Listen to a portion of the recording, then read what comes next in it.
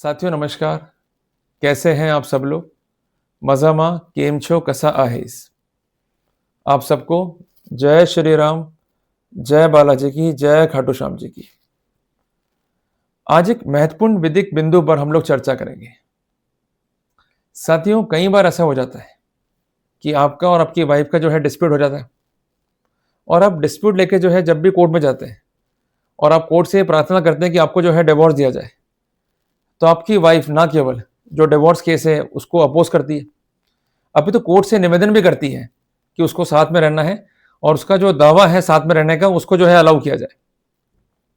तो ऐसे सिनेरियो में आप एक संकट में गिर जाते हैं, एक समस्या में आ जाते हैं कि अब तो शायद डिवोर्स केस नहीं मिलेगा और वाइफ का क्लेम जो है भारी पड़ेगा। तो वहां पर करें तो क्या करें? साथियों इस विषय पे एक जजमेंट है केरला हाईकोर्ट का। जजमेंट रिसेंट है जिसका डेट है 22 जुलाई 2026।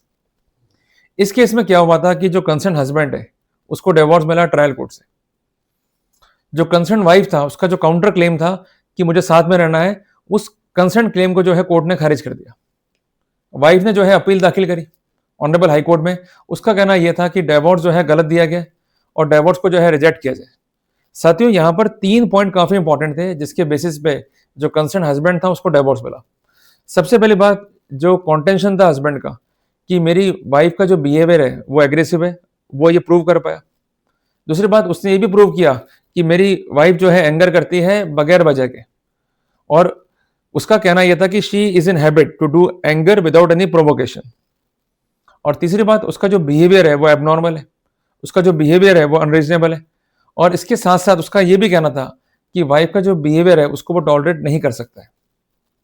इन एडिशन टू दिस, उसका यह भी सबमिशन था कि जो वाइफ की एलिगेशन है वो सीवियर है, जिससे उसकी मानहानि हुई है और उसको सीवियर लीगल क्रुएल्टी भी कॉज हुई है। तो ऐसे सिनेरियो में जो डिवोर्स दिया गया है वो सही दिया गया है। साथियों खंडन किया वाइफ ने इन सब बातों का, पर मोटी मोटी बात कोर्ट ने कहा कि जब भी डिवोर्स केस फाइल होता है तो वहां पर बर्डन उस पार्टी पर है जो एलिगेशन जो है लेके आ रहा है। यहां जो भी आरोप लगाए हस्बैंड ने, उसने ना केवल प्रमाणित किया आरोपों को, उसने ये भी कोर्ट को एड्रेस किया कि जो भी आरोप लगाए गए उसके ऊपर बाय द वाइफ वो झूठे हैं, वो मानहानिकारक हैं, जिससे उसको फर्दर जो है परजुरी हुई है और एक लीगल और एक मेंटल क्रुएल्टी भी जो है कॉज हुई है। तो कोर्ट ने कहा कि अगर वाइफ सिर्फ ये कहती है कि उसको साथ में रहना है तो ये पर्याप्त नहीं है कि जो क्लेम हस्बैंड का है उसको डिफीट किया जाए।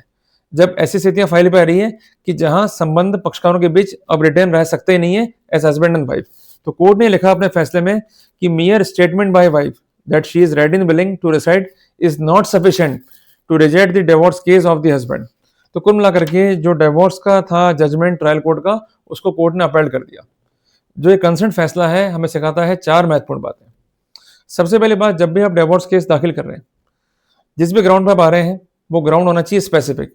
उसके समर्थन में जो भी एविडेंस है वो होनी चाहिए स्पेसिफिक। अगर आपकी एविडेंस ही स्पेसिफिक नहीं है, जल्दबाजी में आप केस लेकर आ गए तो आप सक्सीड नहीं कर पाएंगे। दूसरी बात, जो जवाब दिया है वाइफ ने, कहीं उसमें ऐसा तो नहीं कि आप पर गंभीर आरोप लगाए गए हों। अगर वाइफ ने आरोप लगा दिए और वो आरोप गंभीर है, उसको प्रमाणित वो कर नहीं पा रही है, तो उसका अल्टीमेट बेनिफिट जो है आपको मिलेगा।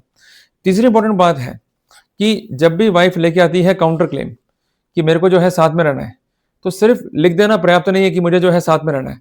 उसको प्रयास शो करने पड़ेंगे कि मैंने ये प्रयास किए और ये प्रयास मेरे हस्बैंड ने फेल कर दिए। जब तक वो आपके पार्ट में कोई इल कॉन्डक्ट शो नहीं कर पाएगी, तब तक कोई बेनिफिट वो नहीं ले पाएगी। जिस कॉन्टेक्स्ट में धारा 23 हिंदू मैरिज एक्ट का जो है काफी इंपॉर्टेंट है।